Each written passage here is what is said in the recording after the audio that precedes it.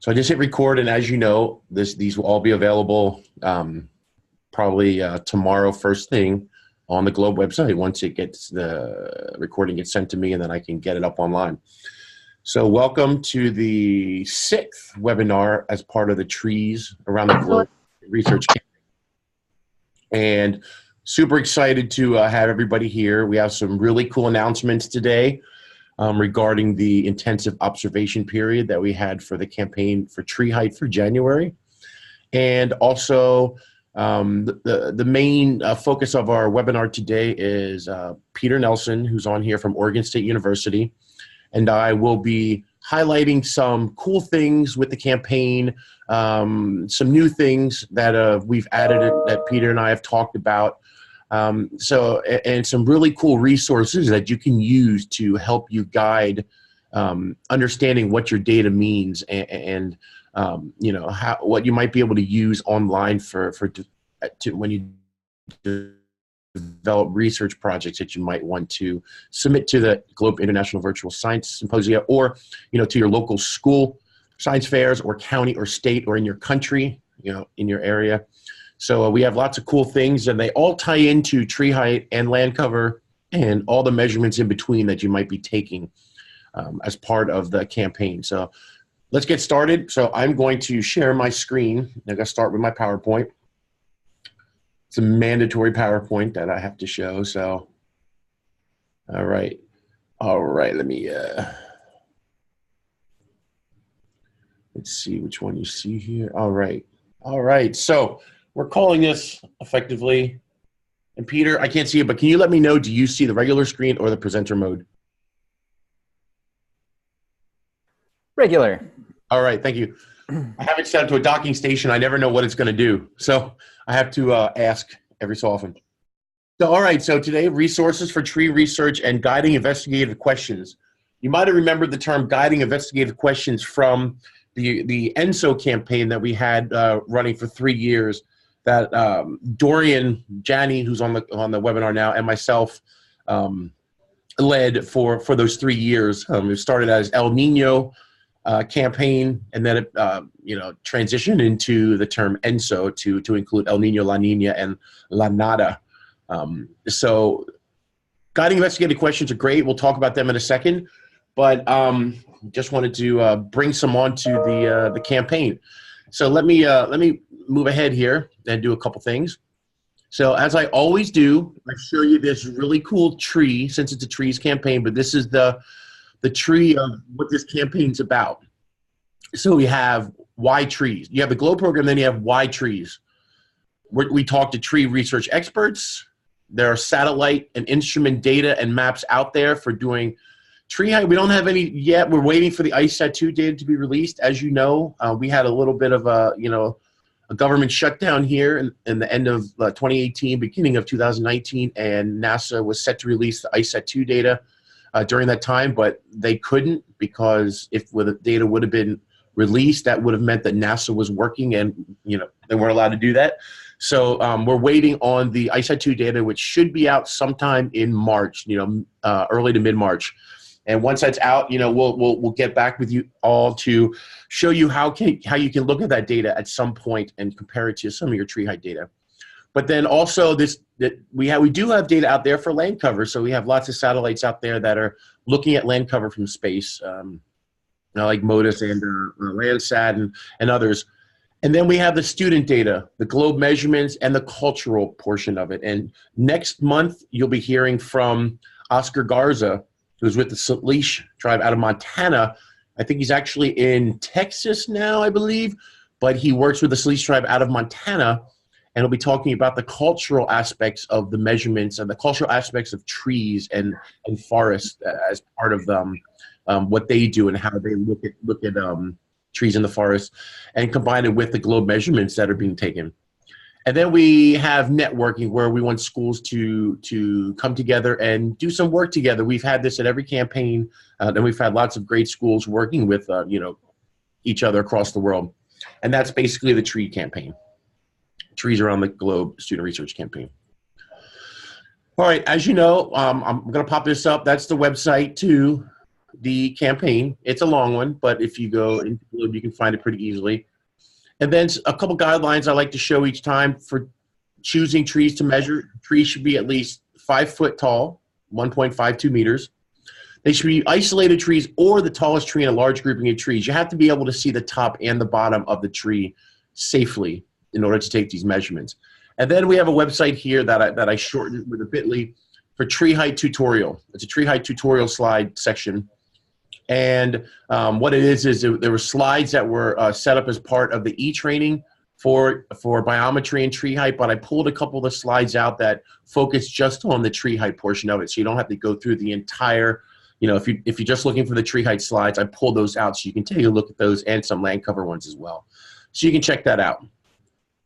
All right, and here is the link to the Globe International Virtual Science Symposium, where you may want to, combine all your data and figure out how to do a research project. And today, we hope we interest you a little more in that with some of the things that Peter and I will be showing that you can use as part of your data collection. I worked with a school, Jeff Bauman, who's on the call right now. I was talking to some of his students earlier today. They're doing one on SMAP soil moisture. So I showed them how to use a particular resource to take their data, combine the data with the SMAP satellite data, and then also be able to create little videos using that data, looking at the SMAP data, and so it matches up to the data that they collected with soil moisture. So, and I'll be showing you something like that a little later on today. And let's go to the top January 2019 measurements for tree height, greenings, and land cover. For tree height, we had a lot of them, and we had a couple really standout ones here. We had, for tree height, 325 measurements coming in from Marina Sembolic's school in Croatia. Then we had 100 with Zeke Claren, also in Croatia. And as you can see, all the way down, we had measurements from Croatia, United States, Trinidad and Tobago, and the Ukraine. So that's pretty good. I mean, we're getting the numbers up. I'm never going to say, that's not enough, but, we like to get the numbers up, and that's awesome. And we had a great intensive observation period for this. And then we have greenings. We have 3 that dropped a little bit, but it's a little tricky some places, when it's winter. So you don't see much going on there in the U.S., of course, in the Northern Hemisphere. But we have some from Oman, Lithuania, and Croatia. And then land cover, we have our fearless co-leader, Peter Nelson. He's leading the charge. He does lots and lots of land cover measurements, and he's always looking for your land cover measurements, whether it's through the Globe website or through the NASA Globe Observer Citizen Science app. So he can have some really great data to evaluate and take a look at to help understand what our land cover is like across the planet. But as you can see, we had measurements coming in from the U.S., the Taiwan Partnership, Croatia, Argentina, South Africa, and once again Trinidad and Tobago. So those are great. Keep those measurements coming in. And this is all for January of 2019. All right. So as you know, we just finished the first intensive observation period, and this was all about tree height. And this was focusing for January 1st through the 31st. And we had lots and lots of measurements. So the ones who have participated in this and who will receive this virtual badge on their Globe account, on their website, these are the ones who will be receiving this, and these are the ones who were part of the campaign. And some of you that are on right now, on the webinar right now, I see your names here, so congratulations. This is the Trees Around the Globe Intensive Observation Period, the IOP, tree height participant virtual badge. So this is cool. A lot of you have virtual badges on here from other things you've done, like the Cloud Challenge, and if you were in Killarney, Ireland, as part of the Globe Learning Expedition, you received one there. But this one will go up on you. But what you have to make sure is that I'm going to go in and do a friend request for each one of you on your page. And so when I send that friend request, please accept that, because then I can get this up on your page. If not, I can get it up anyway through the Globe Implementation Office, but it'd be easier that I can get it up this way. And next slide is going to be the winner, and they get their own special badge for this. And the winner for this is Marina Samolic from Croatia. And she and her students submitted 325 tree height measurements just in January. So that is amazing. So this is the really cool virtual badge that the folks at Globe had created for the campaign for the intensive observation period. So this one will go on Marina. She'll receive the participant one and also this one. So super awesome. And I'm not sure if Marina is on here. I'm going to take a quick pop here and look. There's several Marinas on here, but I don't see this Marina on here, but that's fine. So congratulations to Marina for this. And, you know, we'll have the next intensive observation period. I should have gone back here and said that. The next one will be in April, and it will focus on land cover. So we started off with tree height, and then April land cover, and then July tree height, and then October land cover. So please participate, and you can earn one of the badges and shout outs, and you can also see your name. We have lots of blogs out there that have all the participants' names and everything in it. So the information's getting out there. You're doing awesome stuff, and we want to recognize you for that. And you know, just the super work you've all been doing. So congratulations on that. And please remember that myself and Peter Nelson are always here if you have issues or something about the campaign, taking a measurement, you know, come to me if you have like some tree height issues, go to Peter if you have some land cover issues. And you know, we always find somebody who can answer your question if we can't directly. So we want you to be part of the campaign, to be an active participant. We're super excited that everybody's part of this. All right. So I'm going to give you a quick teaser here. Coming soon on the NASA Globe Observer, the citizen science app that you can do on your mobile device, we're going to be releasing trees, globe trees. And this is just a screenshot of some of the things that you may see. These necessarily won't look the same because we're still working on it. But sometime in the next couple months, you will see this released on the NASA Globe Observer. And you will be able to take tree height measurements with this app, with this tool. So it's pretty awesome stuff. We've been doing lots of testing for this, so we're super excited about it. So this is the teaser that you may see coming up. So we're super excited about that. We're able to tree height measurement, and also you'll be able to enter tree circumference. So stay tuned for that. But can't say much more than that because we're still the team is still working on it. Well, we have weekly meetings on it. So yeah, so stay tuned. All right. So, here we go. So I said to prepare for the NASA Go Tree Height tool, you should start taking land cover measurements because the land cover one is out there. It's part of the campaign.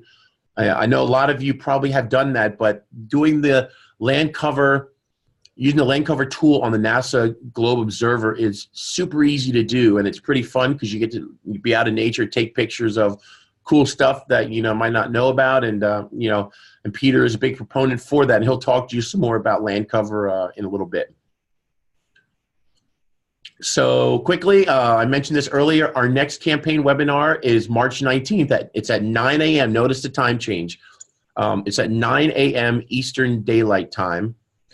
And that's 1 p.m. UTC, and it's called Our Connection to the Land, Trees and Forests Through the Eyes of the Salish Tribe of Montana. So that is with Oscar Garza. He will be presenting on this. And once again, 9 a.m. And I'm sure you know that I'll send a lot of reminders out, which I do. And I apologize in advance if it gets to be too much. But, you know, I try to send out enough, but not way too many. So just to remind, because everybody has so many things on their plate. So just trying to get everything out there. All right, so this is today, Trees Around the Globe webinar. We're going to talk about some tree research and guiding investigative questions. So first thing I want to do is, I put these up on the website today, on the Globe website for part of our campaign, but these are guiding investigative questions for use in expanding your Globe data into research projects. So a big thing with our campaigns, if you've been with us since the SMAP campaign and the ENSO campaign, we really want you to take the data and use it and understand it, meaning how, you know, for instance, we had a presentation a couple months ago from Croatia where they were talking about how they used the data that they took, and they answered lots of questions to help understand what was happening in the Mlaka Park in Croatia. And then they took their information to their local leadership of the park and of the city that they were in, and they brought that to them, and they're going to be doing some things to help mitigate, some of the problems that they were seeing in the park, the environmental problems they were seeing in the park. So that data that they took, they understood what was happening, and then they turned it into research, and then used that research to help, solve a problem. So super excited that they did that, and we'd love to have that all over the world happen. But here are some guiding investigative questions for you to use in research when you're taking measurements of tree height and land cover and things like that. Where are the trees growing and why are they there? And this link here, I won't click on it yet, but what this link will do, it will take you to basically the land cover protocol, and it will show you, the land cover protocol helps you understand where the trees are growing and why they are there. Another one is, what can measuring tree height tell us about our local ecosystem? And these are questions that you can really try to answer as you're taking measurements. What is the relationship between tree height and land cover? And what are the tools for measuring trees and the errors between them? And this is something that I'll quickly start, and then I'll ask Peter to chime in. So, when you're taking measurements, precise measurements, you're looking at the difference between precision and accuracy. And you really want to focus on these things, because the more precise your measurements are, the more accurate they're going to be. So I'm going to, and Peter, do you have a couple statements about this? Because I know this one's really near and dear to your heart. Sure, Brian. I will kind of highlight, this idea of how many decimal places should you be recording when you're taking these measurements? I know for me, I always have this question when I'm doing a measurement is it right? And one of the ways that scientists actually know if they're right is by doing multiple measurements over and over and over again to make sure that they're actually measuring right, and that they maybe don't have their clinometers a little off, or that they maybe weren't looking at the very top of the tree, or that they actually have a twist in their measurement tape, right? And importantly, when we start thinking about why there's errors in models, or why scientists don't quite get it right, sometimes it goes back to the instrument that they were actually using, the way that they made these measurements. And so when we start being able to compare your tree height measurements to what the lasers from space are able to measure, this idea of how close do they need to be will be important, because we don't want to say that you're wrong just because you aren't recording to the centimeter level accuracy in the same way that these satellites are. So what I want to sort of challenge you to do, or start thinking about, is thinking about or trying to quantify the error around your measurement. And error is not a bad thing. Error just means that if somebody else went out and did the same measurement, that they might be close to what you did within maybe a couple feet, right? And so we wanted to just bring up the idea of precision and accuracy in your measurements as being an important foundation to science. All right, excellent. Thank you, Peter. That's so important, so important. All right, so I'm going to stop sharing here, and Peter, I will pass it over to you if that's okay. Definitely, Brian. All right. I will take that. And then after Peter's done, I'll come back and show you a couple things. But yeah, please, stay tuned with Peter here, because he has some awesome stuff to show you, and he's an expert in many things that everything you're going to see here. So, check it out. Pass me the host if you can, Brian. Yep, got it. All right, go ahead and try to share now. It should be okay. Yes. Yep. For some reason, it defaults to one person only at a time. I don't know. It's strange. Right. Okay. I am getting going here. Okay. So I am going to start my presentation. Okay, so what I wanted to spend a little bit of time talking about, and I will share these slides with you, so you'll have a chance to actually go back and review what I share with you here. But Brian and I want to give an example of how to explore the data that was just collected. Brian highlighted that there were some people who did the most, or that there were certain locations that contributed. And so in this little bit of time that we have, I want to highlight how to get at that data, how to download it, maybe how to answer some of those same questions like what Brian did in terms of what was submitted with this. So the first place that I want to highlight is the Globe visualization page. And if you haven't used that before, you know, it's just on, if you go to viz.globe.gov, you end up at a location like this. And when you click down the protocol layer here is where you can find the biosphere. And then for us, we are looking at, where was it? Brian?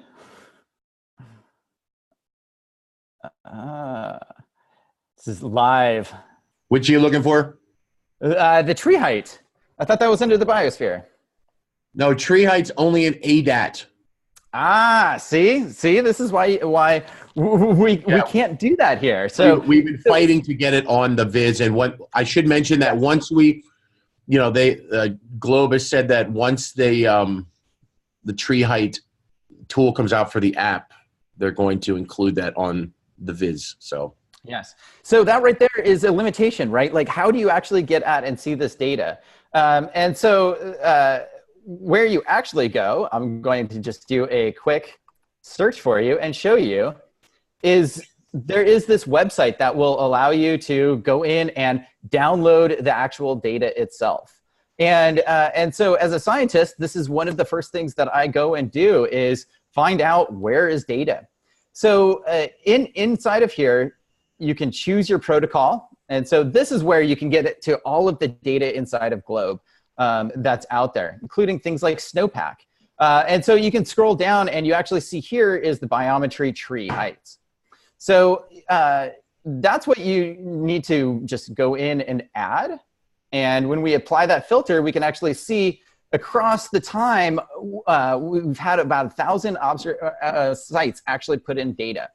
And so you can actually obtain the measurement data, the tree height, for the entire time of the Globe time period. So that will be interesting, but that's a lot of data, right? And so for ours, what we actually want to do is just go in here and we can limit our data time period down to just this last little bit here, and going from our January 1st to our January 31st, and then just click apply, and now you notice we only have 13 sites that contributed measurements.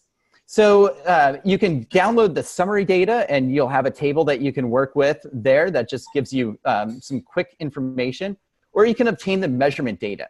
And so when you download the measurement data, you notice all of a sudden we have, from 13 sites, 660 measurements that were made.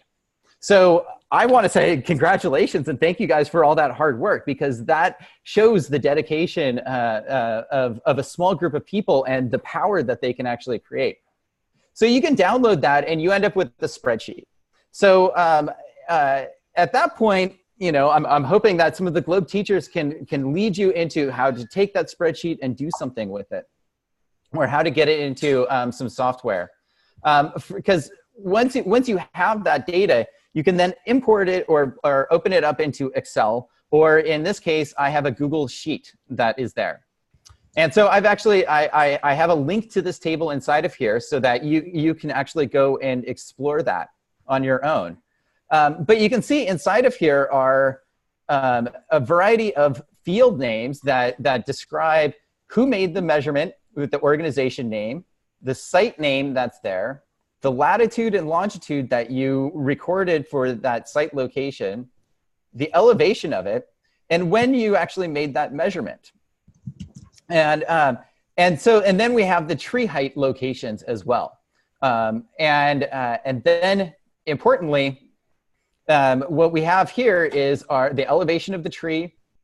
And then all the way over here in column L, we finally have that tree height that you measured. And what I wanted to point out is that, notice we have one measurement here, a pine tree that is 22 meters tall. And then we have another tree that is 17.8333 meters tall. And so when I was talking about that precision and accuracy of our measurements, it is this 17.8333 that is what I'm talking about in terms of our decimal points. But so you can see that we actually have all of these measurements that you entered into the database. And so we can go in and you can find your individual measurement on the day that you made it. Or one of the questions that I have that I will take a little bit of a moment and let you guys answer is, what do you think the smallest tree measured was?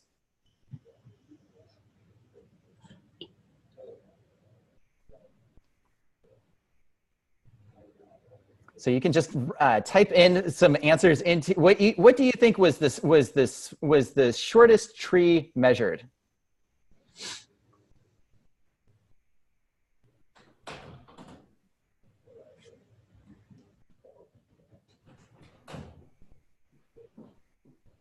Go ahead and type your answer, what you think it is, into the chat. Yeah. Not everybody at once, please.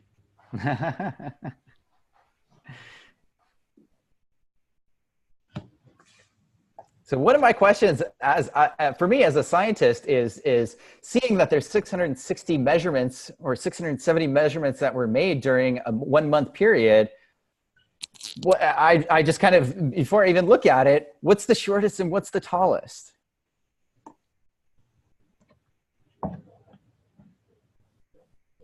All right, so we have 3 feet, 5.9, what? Are there units with that, Brian, that you can include? I like that. So 5.667 meters. Nice. 1.3 meters. Yeah. So Brian, right about 10 minutes ago, if you were paying attention, gave you the answer for what we would expect to be the shortest tree that was measured, right?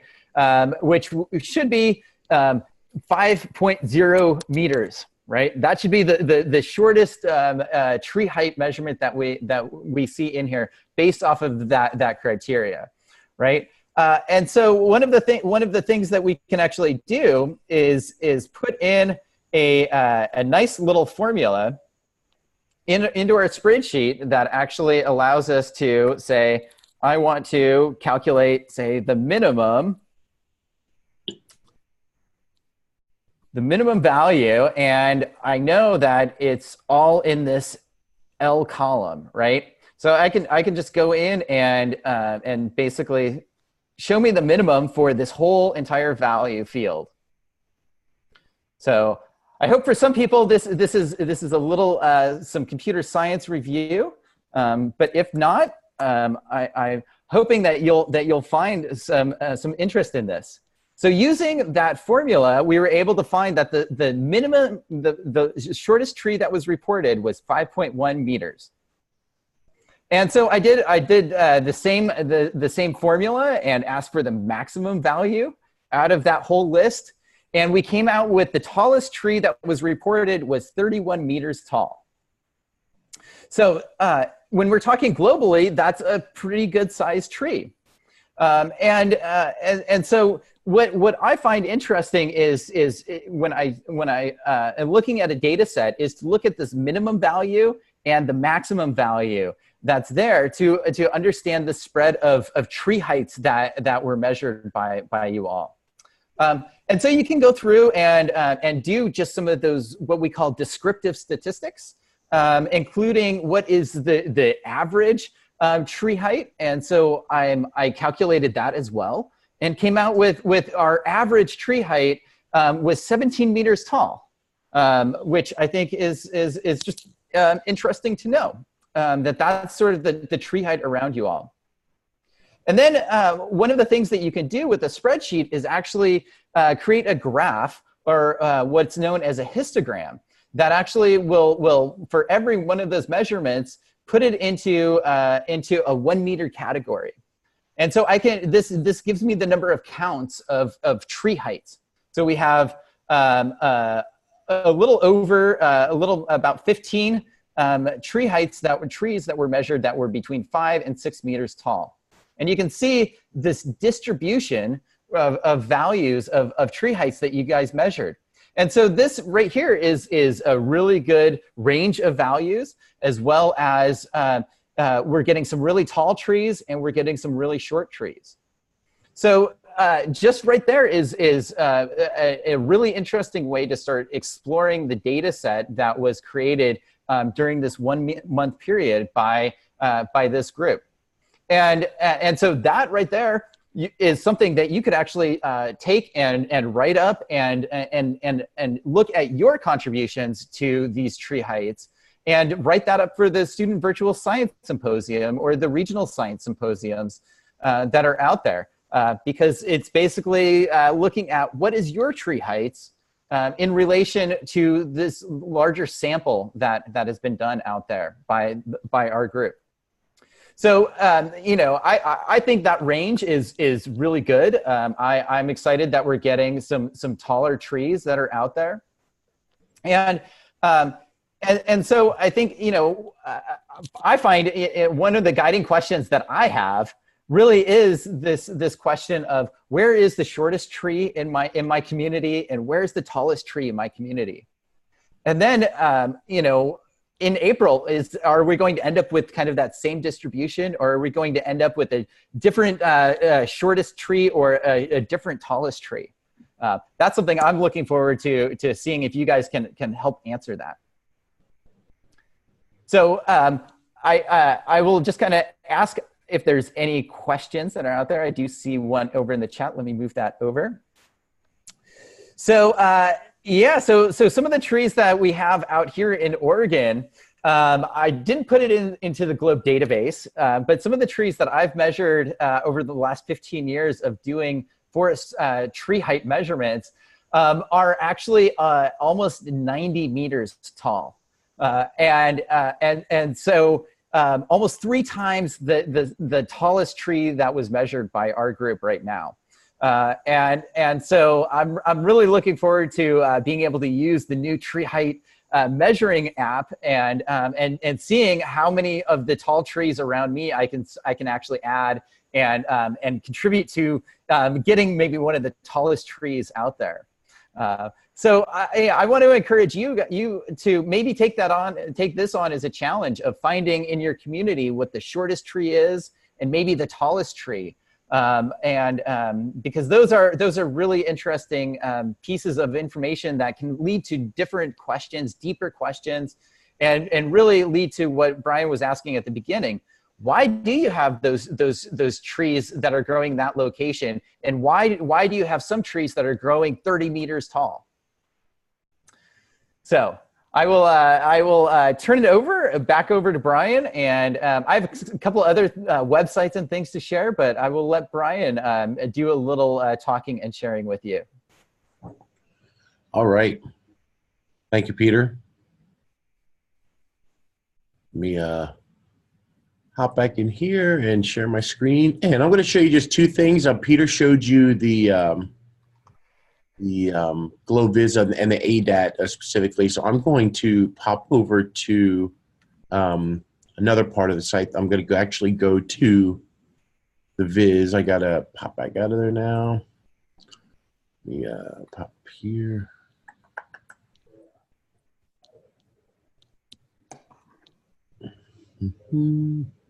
All right.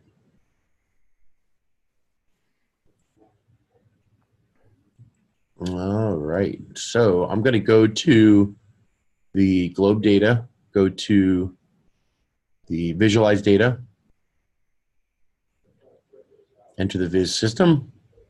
I want to show you here that the data you collect what you can do is you can add on a data layer, which is basically a satellite layer. And let's do it, for instance, I'm going to go up here too. And everybody should be seeing this, correct? Yeah, all right. All right, so we have, let's do land cover. Okay, we'll go to land cover.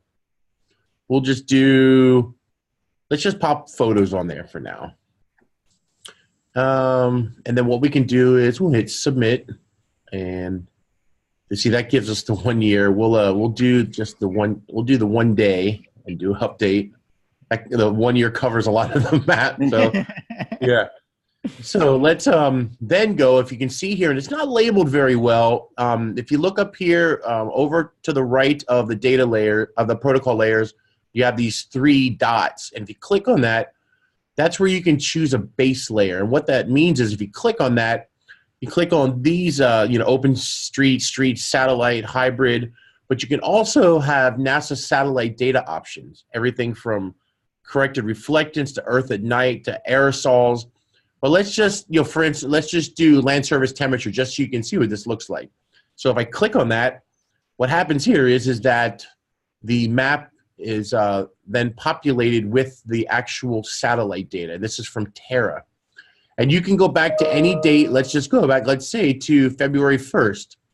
And then it'll give you that, and you can go back and, look at that data over time. You can do that for lots of things. You can do that for looking at chlorophyll if you're looking at the oceans or, the bodies of water, precipitation estimates, and SMAP as well. So you can do all these different measurements. But what's cool is you can look at your data, click on your data, and then compare. Let's say you were looking at, you were doing like surface temperature, and then you can click on your site for surface temperature measurements and then see how close you were by looking at your data versus, an estimate with the satellite data.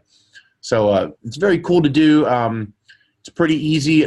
We wish we had more up there, and we're trying to get more of the satellites and instruments up there.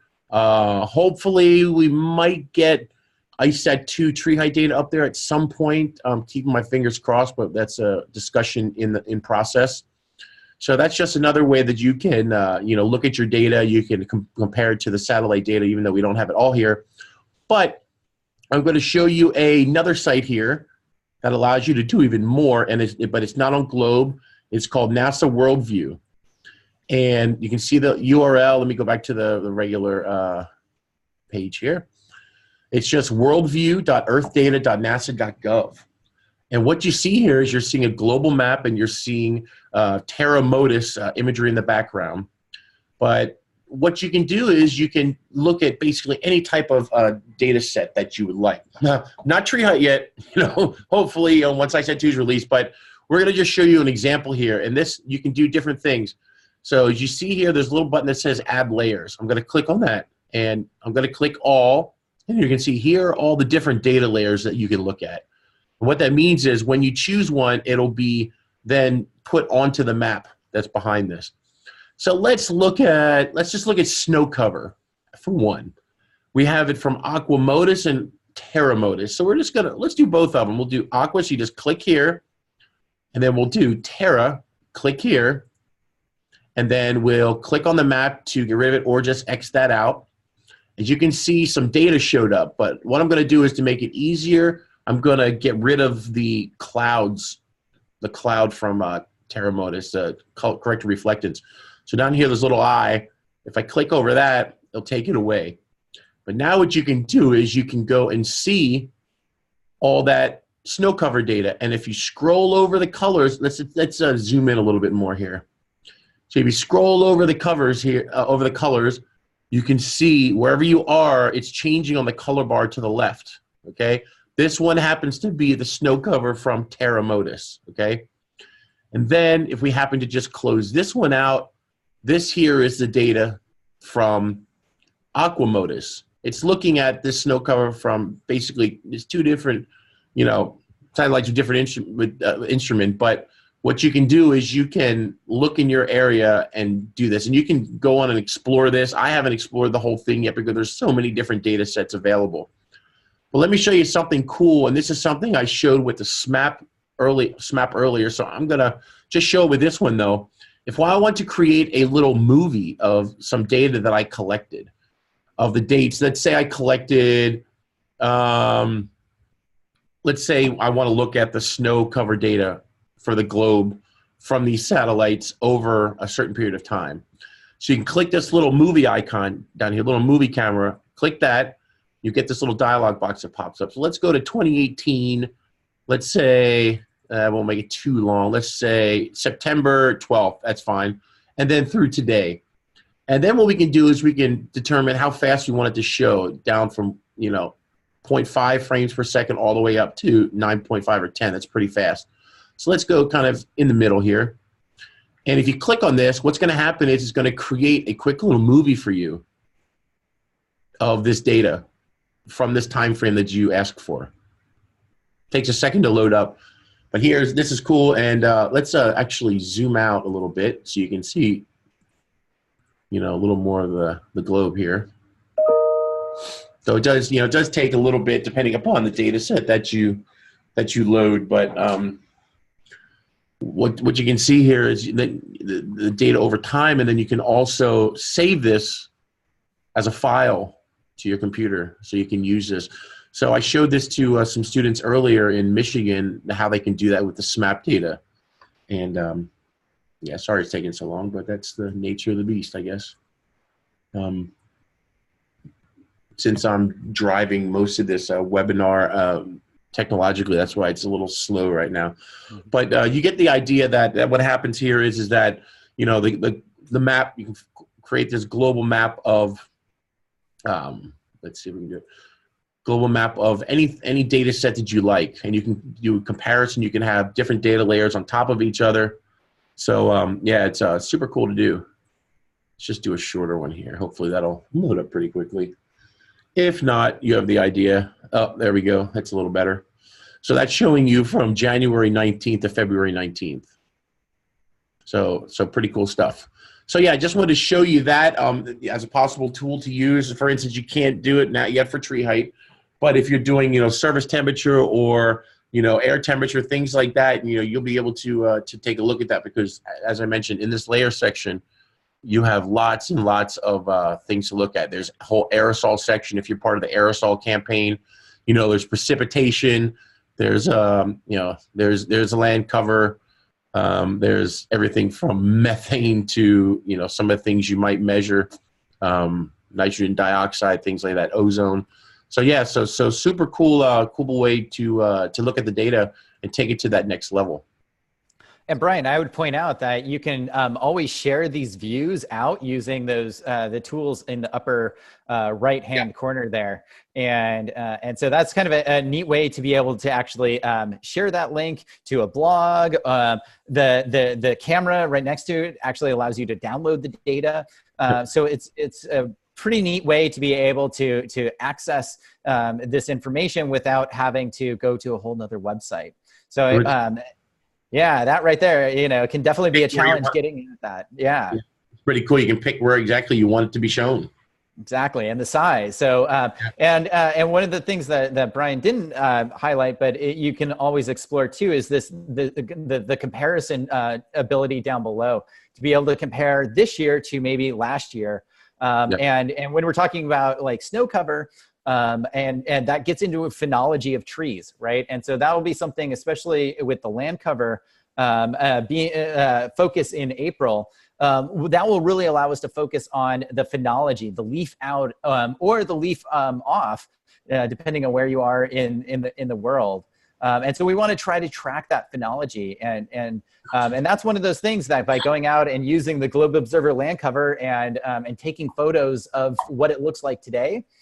You'll be able to actually have some reference to be able to compare to these satellite images. And those photos actually can be a piece of data as well that you can compare and actually use to measure the size of leaf or the amount of tree canopy cover that's out there.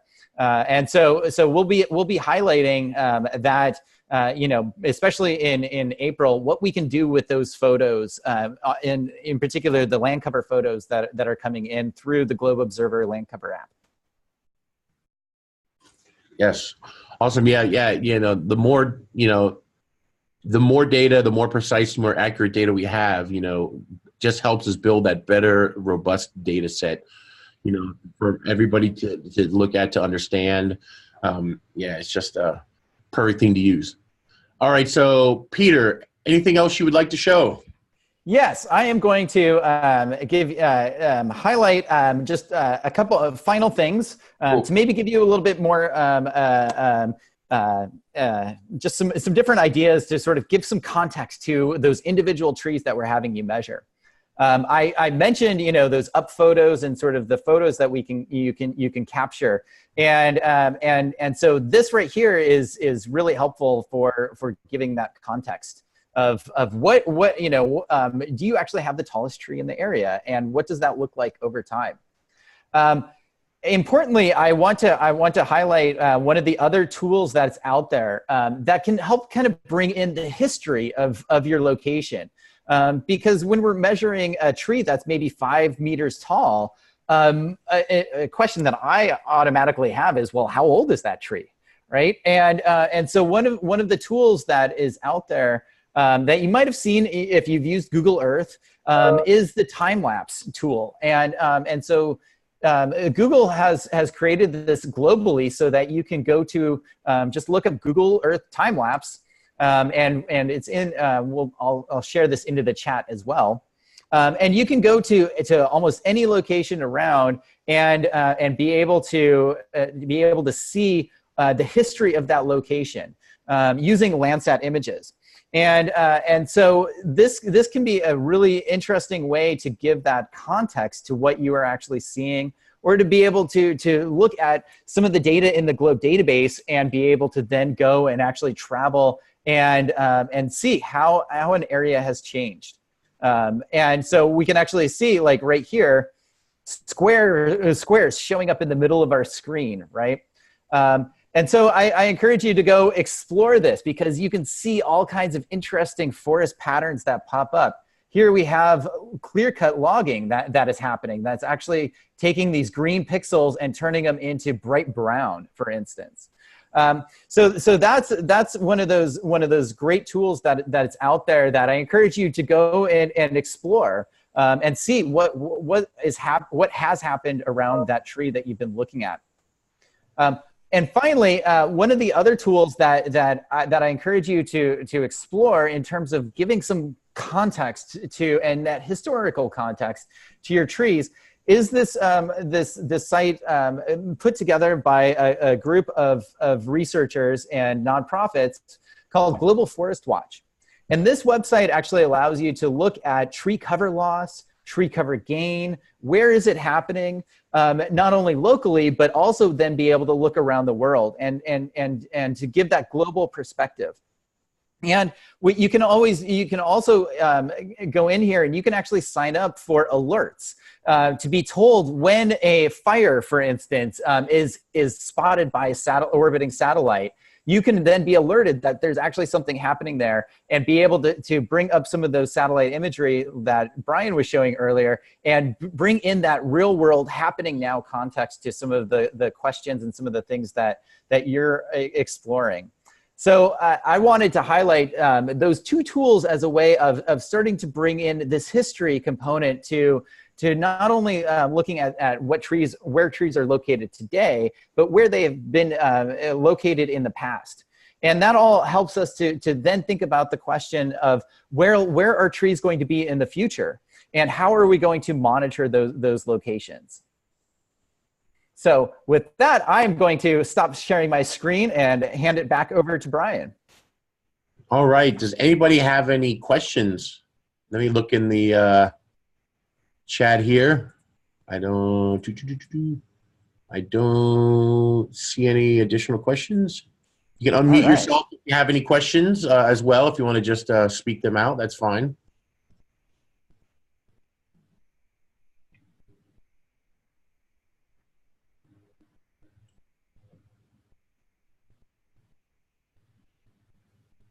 Yes, Marina. The contraption you're talking about is called a tree core. tool, and that actually allows you to twist in and actually extract a small portion of the tree that allows you to then actually count the tree rings. And I will look very quickly. There's actually a global database of these tree rings that you can use to teach about this. And so I'll quickly find a couple resources and pop that up.